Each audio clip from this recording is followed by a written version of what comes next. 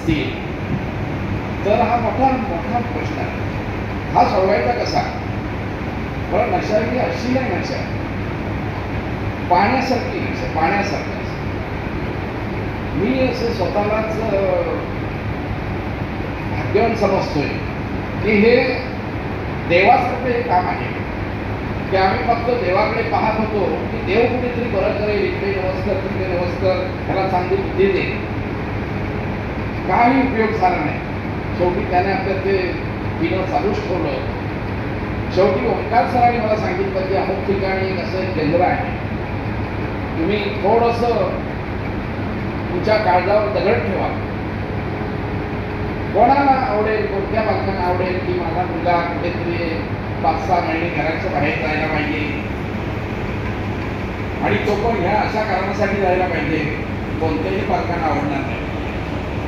आणि म्हणून आम्ही भाग्यवान समजतो की हे आई-बाबा फाउंडेशन हे यांचं केंद्र आहे, ते परमेश्वरांनी त्याला या ठिकाणी पाठवलेलं आहे असं म्हणतो.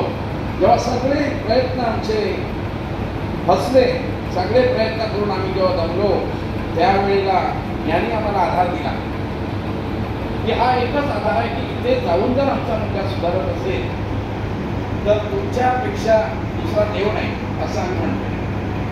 कारण हे कोणालाही डॉक्टरकडे जाऊन बसवलं, डॉक्टरला भीती घालायला लावली की बाबा तुला हा आजार झालाय काहीतरी, तुझं लिव्हर सगळं बाद झालेलं आहे, डॉक्टरने सांगितलं, तरीही ही मुलं ऐकलेली नाही.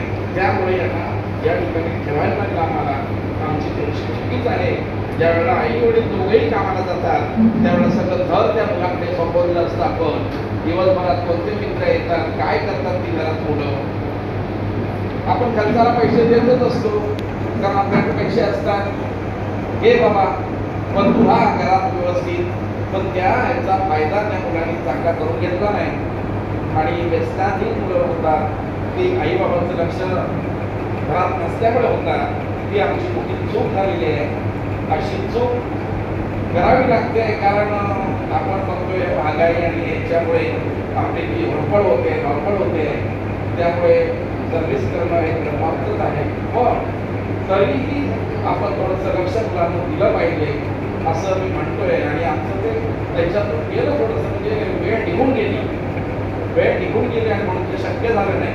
पण ज्यांची खरंच लहान मुलं वगैरे आहे ते थोडंसं पालकांनी त्यांच्याकडे सुरुवातीपासून लक्ष द्या, त्यांच्या मित्रांनी लक्ष द्या, त्यांचं उठणं बसणं कुठे असतं हे पहा, तर कदाचित थोडंसं त्याच्यात हे राहू शकतं. तर अशा तऱ्हेने थोडंसं आम्ही या ठिकाणी आलोय, आम्हाला बरं वाटतंय. आम्ही आमच्या चांगल्या ठिकाणी आलोय, आम्हाला थोडं मार्गदर्शन चांगल्या प्रकारे मिळतंय. तर अशा प्रकारे आम्ही थोडंसं तुमचे आभार मानणारच आहोत. पण तरीही मला 2 शब्द बोलायला दिले त्याबद्दल